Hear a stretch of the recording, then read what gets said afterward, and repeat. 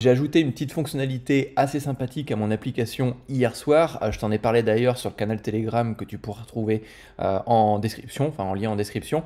C'est un correcteur d'orthographe. C'est un truc tout bête. Et notamment si tu n'as pas vu les dernières vidéos sur cette chaîne YouTube, bah, tu as deux possibilités. Soit tu mets cette vidéo en pause et tu retournes derrière, soit tu t'abonnes. Et comme ça, bah, peut-être que tu recevras des recommandations de la part de YouTube sur ce même type de sujet.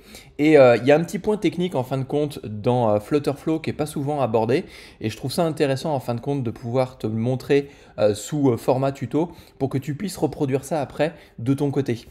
Et notamment cette petite fonctionnalité elle est toute bête. Alors pour te donner un contexte pourquoi je développe cette application de correction de contenu, tu vois c'est que de la correction de contenu et puis j'ai une deuxième fonctionnalité que j'ai ajoutée dernièrement qui est l'intégration des emojis dans les contenus pour pouvoir renforcer un petit peu l'information que je veux partager. Et sur cette base, en fin de compte, j'utilise ce type de contenu pour pouvoir le poster sur X ou tout simplement dans le cadre justement du side business que je développe à côté, que je partage avec toi sur cette chaîne YouTube pour te montrer qu'en fin de compte, ça peut être intéressant pour toi de créer une petite chaîne YouTube pour parler d'un sujet d'actualité. Par exemple, si tu développes une application dans le domaine de l'automobile, ça peut être intéressant de créer des vidéos au format short qui réagissent sur l'actualité de l'automobile et dans lequel tu vas pouvoir en fin de compte promouvoir par la suite ton application. Tu peux faire une première partie de ce short-là qui dit, bah voilà, il y a de plus en plus de nids de poules en France. Je prends l'exemple des nids de poules parce que j'habite en campagne et il y en a plein partout. C'est un danger pour la sécurité routière. Il y a ce type de modèle qui a développé des suspensions ultra performantes. Je ne sais quoi, je connais strictement rien en automobile. Si tu veux en savoir plus, on développe tout ça dans notre application mobile, X ou Y, site web, ce que tu veux, peu importe. Donc tu vois que faire des petits contenus comme ça de réaction sur de l'actualité, bah, c'est assez simple à mettre en place. Bien évidemment, il faut un petit peu d'entraînement, voilà, c'est comme tout, il faut se chauffer. Tu vois que ici, bah, dans le cadre de cette chaîne YouTube, on a fait un petit pic dernièrement à plus de 8500 vues en l'espace d'une journée le mardi 26 novembre, alors que le 3 novembre, on était à 3 vues dans la journée. Donc on a fait une belle progression simplement sur un principe tout bête où je partage de l'actualité politique, économique, d'accord? Je m'attelle uniquement qu'à ce sujet-là. Et notamment, on a eu quand même une belle progression, tu vois, du nombre d'abonnés dessus. Donc c'est faisable. C'est faisable de pouvoir créer un side business qui va faire la promotion, en fin de compte, d'une application que tu vas faire. Mais ça, il faut le faire à partir d'aujourd'hui. Il ne faut pas attendre le moment où tu sors ton application, parce que le moment où tu sors ton application, c'est déjà trop tard. Parce que tu n'auras pas testé le marché, tu ne sauras pas comment communiquer, tu ne sauras pas quel contenu plaît aux personnes, et puis bah, potentiellement, tu n'auras pas une base de fans, parce que les personnes qui s'abonnent en règle générale, c'est des personnes qui aiment le contenu, qui sont fans, c'est des personnes à qui tu vas pouvoir vendre quelque chose derrière, tu vois. Et donc c'est pour ça qu'il est intéressant de se lancer très rapidement. Et le cadre justement que j'utilise ce petit correcteur d'orthographe me permet de corriger mon contenu parce que je crée énormément de contenu dans une journée. Je peux faire peut-être 100, 150 tweets dans une journée. Dans les tweets, c'est des tweets de promotion, c'est des tweets de réaction, c'est des commentaires. Et puis pareil, c'est des commentaires que je peux laisser sur les personnes qui me laissent des commentaires dans les vidéos YouTube. Donc moi, je veux que ça soit de qualité. Comme je passe pas beaucoup de temps à prendre du temps à corriger mon contenu, eh bien je préfère déléguer ce travail-là à cette application. Donc c'est pour ça qu'elle est née en fait cette petite idée d'application et là j'ai plein d'autres idées qui vont arriver dans les prochains jours donc ça pourrait être intéressant pour toi déjà de t'abonner parce que les prochaines vidéos je vais te montrer des petits éléments techniques derrière et je perdais beaucoup de temps dans le cadre de cette application sur un tout petit point. C'est-à-dire que ce que je faisais, par exemple, tu vois, j'écrivais un contenu sur X, et ce contenu-là, eh bien, quand j'arrivais ici, donc ça efface pas le contenu par défaut. Je ne l'efface pas pour une simple et bonne raison, c'est que je passe par une phase de correction dans un premier temps, et puis si j'ai envie, je peux rajouter des emojis. Tu vois, ici, j'ai corrigé ce contenu-là avec des statistiques, et dans un second temps, j'ai voulu corriger cet élément-là. Donc ça veut dire que d'un état à l'autre, j'ai besoin de conserver le même contenu qui s'auto-corrige et qui vient se remplacer directement dans le champ formulaire qui se trouve juste ici.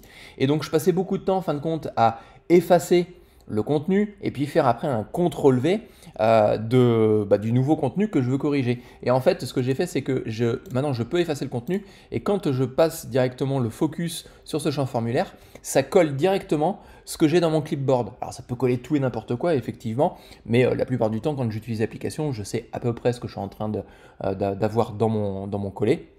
Enfin dans mon clipboard plutôt, pour pouvoir le coller ici. Donc sur cette base-là, j'ai fait une petite recherche et par défaut, Flutterflow ne permet pas de coller les éléments du clipboard à cet endroit-ci. Donc il a fallu que je trouve une petite astuce que je vais te présenter maintenant. C'est vraiment tout bête, enfin c'est vraiment tout bête, il faut y penser, il faut faire les recherches nécessaires, mais je pense que ça peut être intéressant pour toi. Il faut aller dans le custom code. Dans le custom code, tu vas faire add. Une fois que tu vas faire add, tu vas ajouter une nouvelle action, d'accord? Et ça va te créer donc un fichier. Ce fichier-là, moi je l'ai appelé past action. Je n'avais pas plus d'idée que ça, puisque c'était de coller et c'était l'action, donc l'action de coller, past action, voilà, aussi simple que ça. Et puis après, tu cliques ici. En cliquant ici, en fin de compte, ça va te permettre de générer la base du code que tu auras paramétré. Donc tu donnes un nom à ton action. Tu lui donnes une valeur, par exemple moi je voulais que ça retourne une chaîne de caractères, ce qui est effectivement le cas parce que je récupère une chaîne de caractères de mon clipboard, donc la fonction doit me retourner une chaîne de caractères. Cette chaîne de caractères, est-ce que je peux considérer qu'elle soit nulle ou pas? Enfin voilà, après tu choisis le paramétrage que tu veux. Et il y a une petite fonctionnalité, enfin un petit package qui s'appelle clipboard. Et en fin de compte, ce que tu fais, c'est que alors par défaut, tu as déjà un champ qui est paramétré, donc tu colles directement le clipboard. Pour faire ça, c'est tout con, hein. Tu vas sur Flutterflow là, tu tapes Flutter, tu tapes clipboard et donc tu arrives sur le package qui est donc justement le package clipboard et puis tu récupères cette partie là ici, d'accord, et tu retournes dans Flutterflow et tu colles ton élément. Une fois que tu as fait ça, tu peux cliquer sur ce bouton là, ça va t'auto-compléter en fin de compte la fonction. Alors ça va te coller en fin de compte que cette partie là. Et cette partie-là, le reste du code, c'est à toi de le faire. Donc moi, ce que j'ai fait, c'est que j'ai rajouté, c'est important hein, de rajouter ça en dessous justement des petits commentaires qu'ils mettent en place. Pour une simple bonne raison, c'est que si tu réécrases ton code en fin de compte, ou si tu fais des modifications, ça évite du réécrasage de code. Et s'il y a des améliorations au niveau des imports, au niveau de Flutterflow, eh bien ça va éviter de péter tout ton code. Donc pour le coup, il faut faire extrêmement attention où tu mets ton contenu. À partir de ce moment-là, donc tu mets ton import. Donc l'import c'est clipboard. Encore une fois, ces informations que tu récupères ici, hein, tu fais copier ici, hop, tu retournes ici, tu colles ici, boum, basta, terminé. Et puis après, il suffit de lire la documentation. Encore une fois, toujours la documentation, pardon, c'est ton ami. Tu retrouves les différentes fonctions et tout ce qui va bien. Moi, j'ai préféré faire un petit async await pour pouvoir aller chercher l'élément que j'ai dans mon clipboard et la fonction est terminée. Une fois que tu as fini, tu cliques ici, alors tu auras un autre logo, mais tu cliques ici et ça te permet de valider, ça va auto-compiler derrière le code et à partir de ça, ça va te valider, te dire si tu as fait des fautes ou pas dans ton code. Donc c'est quand même plutôt bien fichu à ce niveau-ci. Une fois que tu as fini, que tu as créé ta petite custom action, eh bien on retourne ici et ce que j'ai fait, j'ai cliqué sur mon champ formulaire et je lui ai associé une nouvelle action. Cette nouvelle action, qu'est-ce que c'est? Alors moi j'ai deux actions sur ce champ formulaire et notamment j'ai l'action unChange qui à chaque fois que je vais taper du contenu ça va changer l'état d'une variable de la page et dans un second temps j'ai le onFocusChange. Donc en fin de compte je veux détecter quand il y a un changement de focus, donc quand il y a le curseur ou quand le curseur sort du champ formulaire. À partir de là, je déclenche une petite action. Cette action-là, pour moi, elle a deux états. Elle a le premier état, enfin la première condition, c'est je vérifie que j'ai bien le focus à l'intérieur, donc mon curseur est à l'intérieur. Et le deuxième état que je vérifie, c'est que je vérifie que le contenu est vide. Parce que s'il est déjà plein, j'ai pas envie de réécraser le contenu précédent. Parce que je peux être encore en train de corriger ce contenu-là, je peux être encore en train de faire des actions.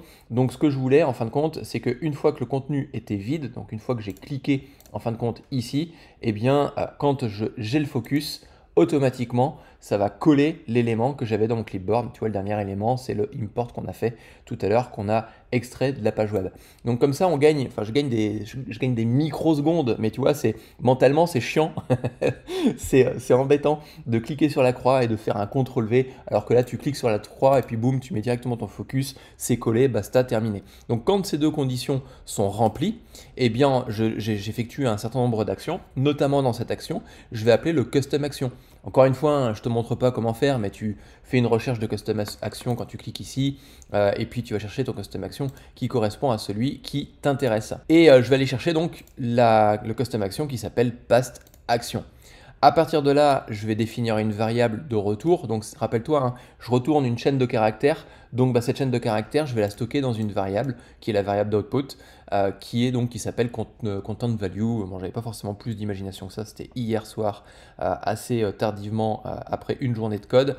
Et donc après, ce que je fais, c'est que je mets à jour ma variable de ma page, donc qui est une variable qui s'appelle entry, et je mets en même temps à jour mon champ formulaire, donc le contenu qu'il y a ici, pour lui ajouter cette valeur-là. Et c'est comme ça que tu peux récupérer, et c'est une fonctionnalité qui n'existe pas par défaut, je trouve ça dommage, dans Flutterflow. En tout cas, j'ai pas trouvé dans Flutterflow que ça a été fait par défaut.